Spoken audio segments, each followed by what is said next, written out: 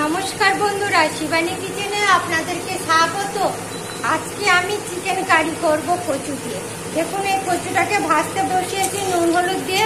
কচুটা ভাজা হয়ে গেছে, এবার এটাকে আমি এই দেখুন নামিয়ে নিচ্ছি।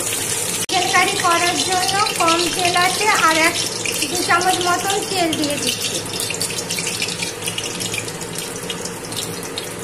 এই দেখুন বন্ধুরা, তেলটা গরম হয়ে গেছে। এবার এর মধ্যে আমি একটুখানি চিনি দিয়ে দিলাম। এর মধ্যে আমি গোটা মশলা দিয়ে দিলাম। এবার এর মধ্যে আমি 4টে শুকনো লঙ্কা দিয়ে দিলাম। এই দেখুন বন্ধুরা, চিনিটা লাল লাল হয়ে এসছে। এবার এর মধ্যে পেঁয়াজ কুচিগুলো দিয়ে দিলাম। দেখুন বন্ধুরা, পেঁয়াজটা ভাজা ভাজা হয়ে গেছে। এবার এর মধ্যে আমি এই দেখুন রসুন আর আদা বাটাটা দিয়ে দিলাম। এবার এর মধ্যে আমি লবণ, জিরে গুঁড়া, শুকনো লঙ্কার গুঁড়া আর হলুদ করে দিয়ে দিলাম।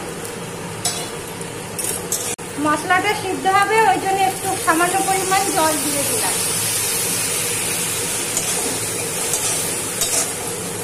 এবার আগে মশলাটাকে আমি কষিয়ে দেবো। এই দেখুন বন্ধুরা, মশলাটা কষা কষা হয়ে গেছে।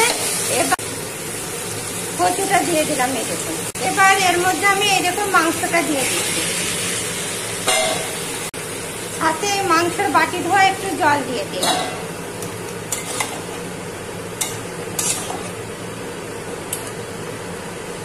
দিয়ে এটাকে আমি এবার ঢাকা দিয়ে দিচ্ছি।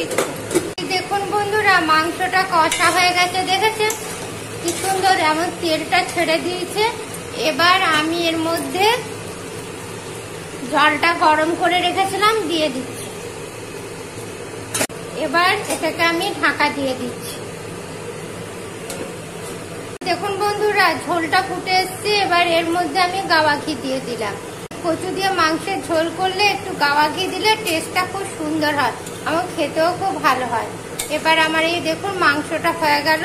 এবার এটাকে আমি নামিয়ে নেব। এই দেখুন ঢাকা দিয়ে দিলাম, ব্যাস।